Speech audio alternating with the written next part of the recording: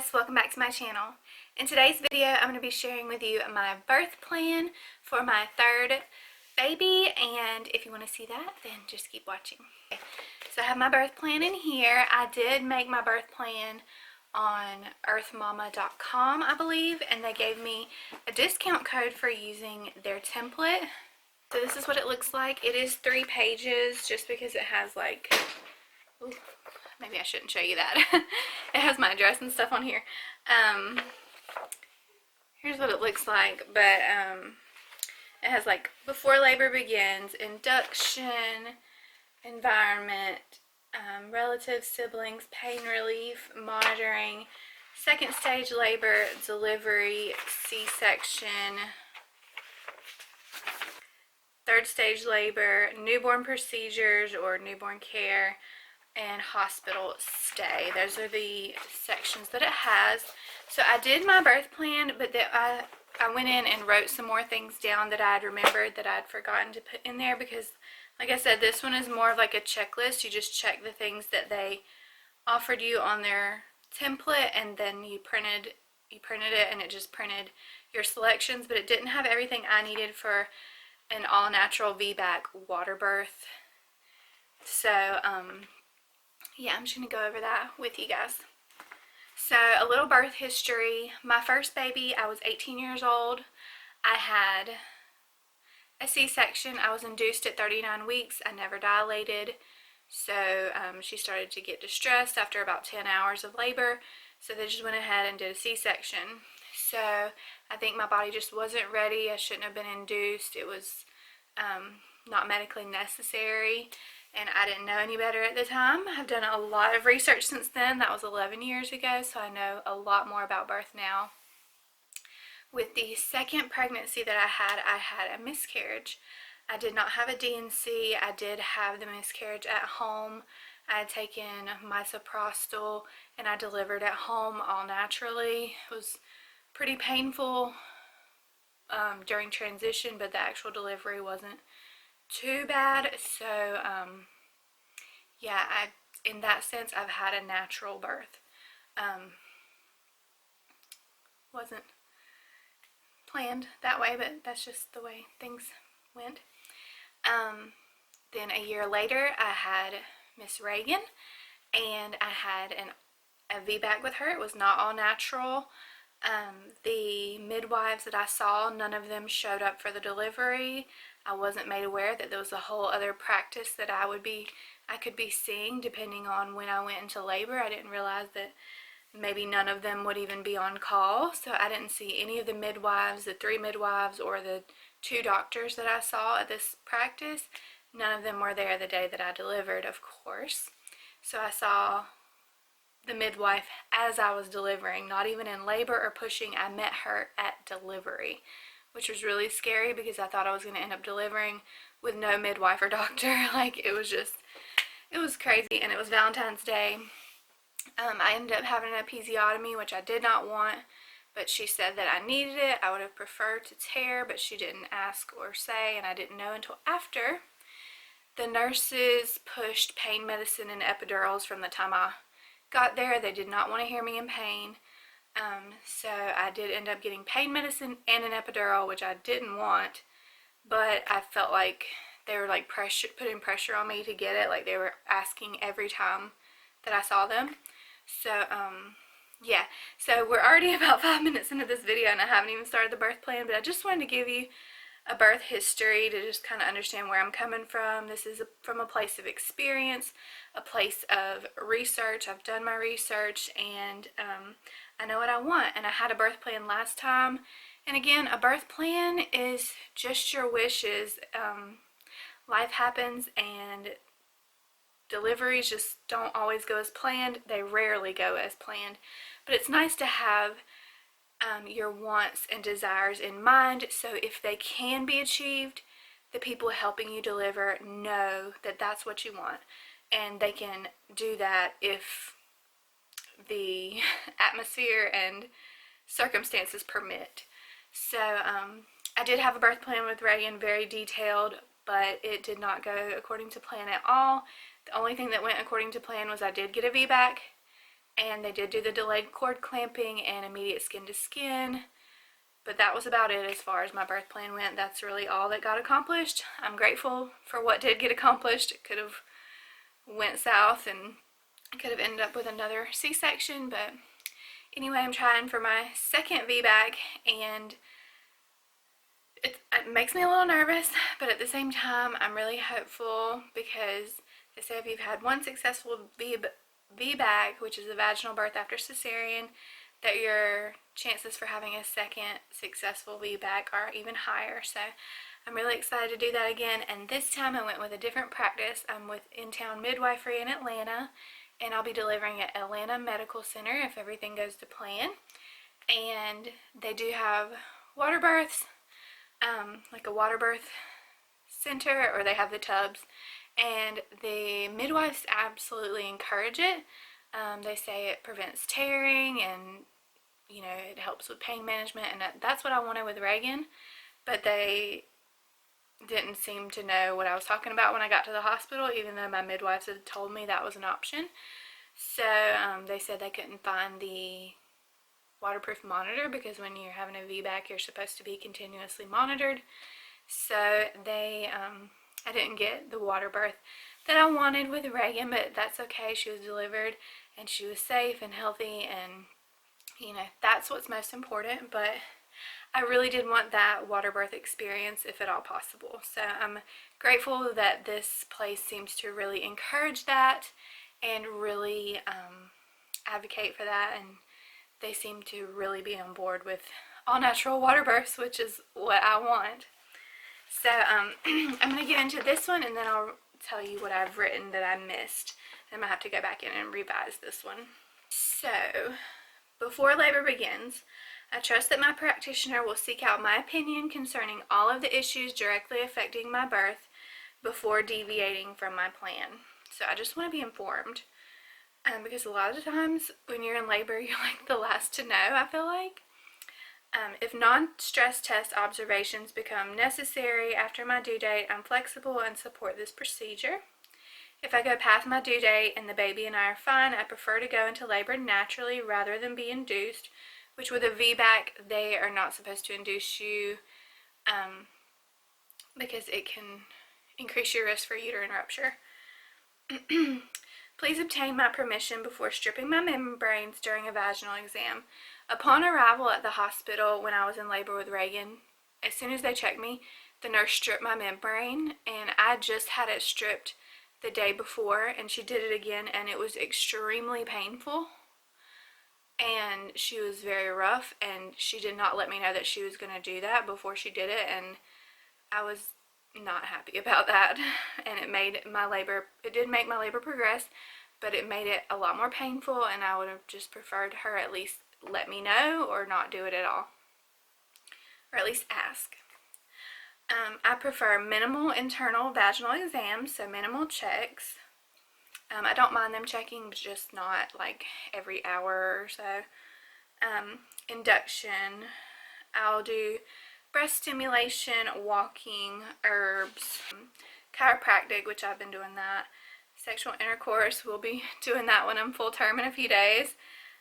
Stripping my membranes, I don't mind them stripping my membranes, but again, I want to be the one to ask for that and not someone just do it just because they felt like it.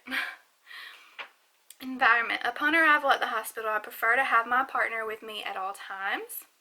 Partner's name, Wesley Jordan. Relative's name, Sandra Rhodes, that's my mother. So she will probably be the only one coming to the hospital, but it'll be a while because she does live 13 hours away. So I'm going to call her as soon as I go into labor, and she's going to head to Georgia. My kids' names, Bradley, Perky, and Reagan Jordan, so their names are on there. They may or may not go with me to deliver. I'm not really sure yet. Bradley saw me deliver Reagan, but she was 7. Reagan's only 4. I don't know how well she'll do. So I think I would rather just drop the kids off at our friend's house, and my mom will get them when she gets here and take care of them, and then bring them to the hospital after delivery. I think that's probably what we'll do instead, just so I can have a little more peaceful, relaxing labor and delivery, because Bradley was 7 and she did really well, but I was in labor for like 13 hours with Reagan, and for a kid to sit there that long and see their mom in pain, and yeah, I felt bad, and I was worried about her a lot of the time. She got scared during the delivery, and I don't want to do that to her and Reagan if I don't have to, so we'll probably drop them off with our friend, and my mom will pick them up and bring them to the hospital later. Birthing room. I have my birthing ball. I'd like to use the birthing tub. Have the lights dim. I would like for people entering the room to speak softly. I would like to play my own music. I'd like to wear my own clothes during labor and delivery, which I am delivering in the tub, so I'm just going to be wearing like a sports bra or a nursing bra. I have my birth photographed and filmed, which I'll be doing that myself, hopefully. Pain relief. After medical guidance for pain relief, I would appreciate some private time with my partner to discuss which pain management technique or medication I would like to use. I'm wanting to use breathing techniques. I'm going to be doing a version of Christian hypnobirthing, and I'll have a link to my Pinterest board for that if you want to check that out for yourself. Action techniques. I got that birth deck for Wes to help me through labor. Hypnobirthing, acupressure, massage, deeper guided relaxation, water, the bath for pain relief, like the warm bath. Ideally, I want to be able to walk around and move as I wish while in labor. I would like to feel unrestricted in accessing any sounds or chanting, grunting, or moaning during labor. I don't want anybody to trying to shush me like last time. Please always keep my doors closed while I'm in labor. I don't want anybody peeking in the hallways. Intermittently monitor to allow for as much mobility as possible.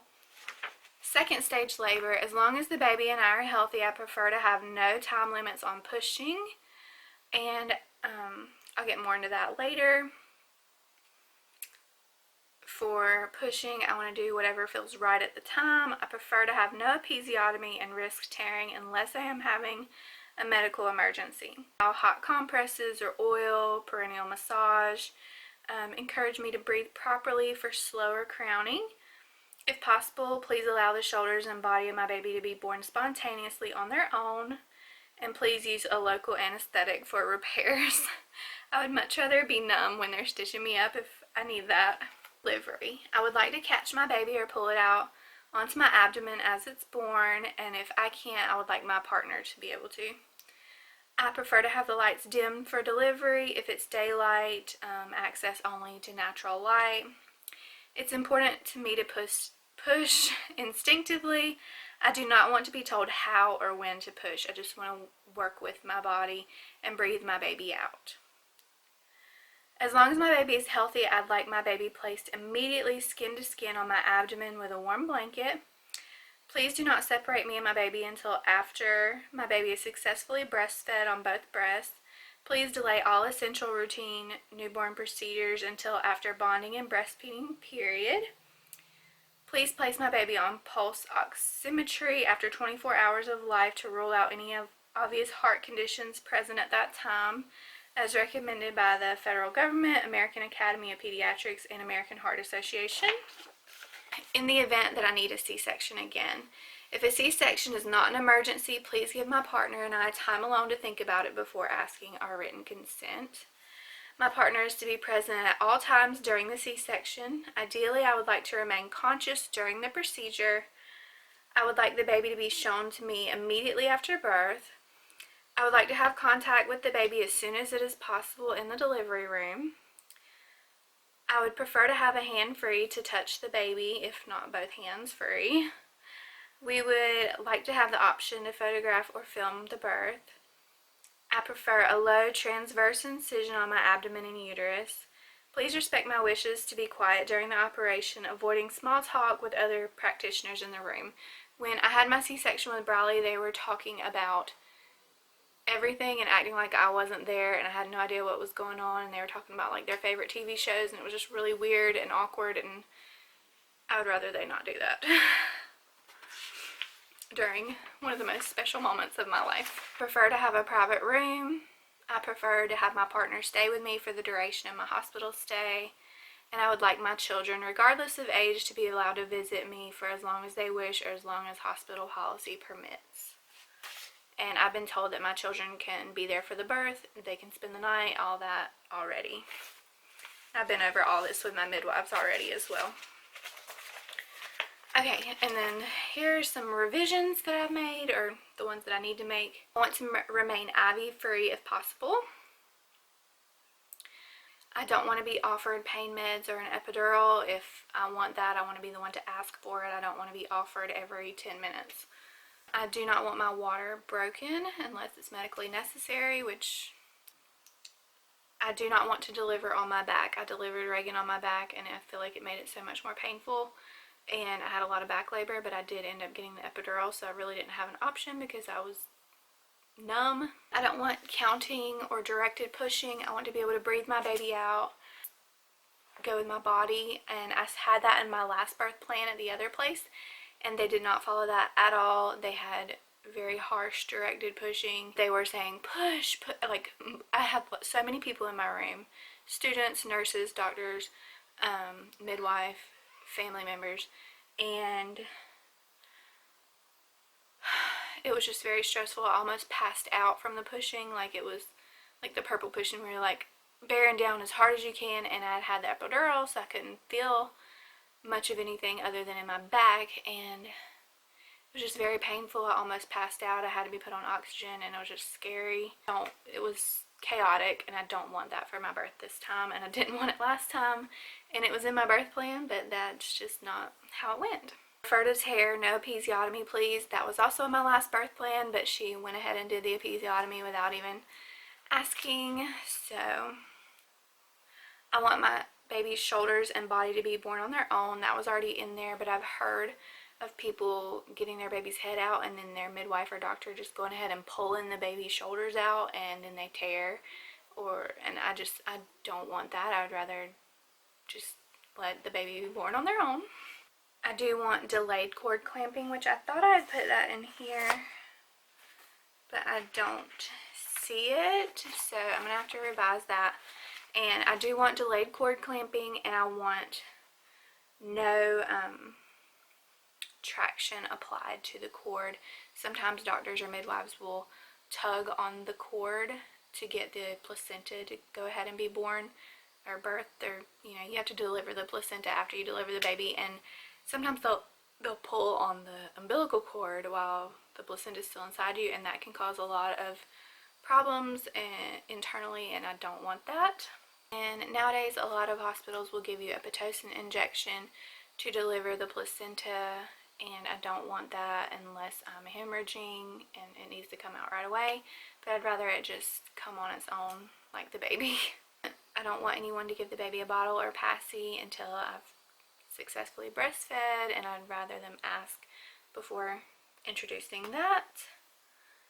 And I believe that is it for my birth plan. So I hope this was helpful, especially if you're looking to have an all-natural VBAC or a VBAC Waterbirth, and best of luck to you if you're pregnant and expecting and delivering in the near future. I'm sure that's why you clicked on this video.